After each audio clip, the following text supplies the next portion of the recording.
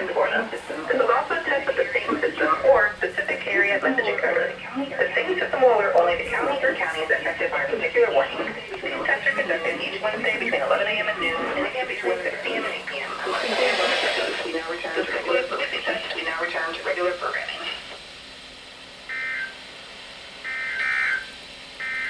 This is no weather radio double wire. The Sarasota Bradenton climate summary for yesterday, January 23rd, 2024. Yesterday's high temperature was 82 degrees. This high was 10 degrees above the normal high of 72. The record high is 87 degrees, which was set in 1990. Yesterday's low temperature was 61 degrees. This low was 9 degrees above the normal low of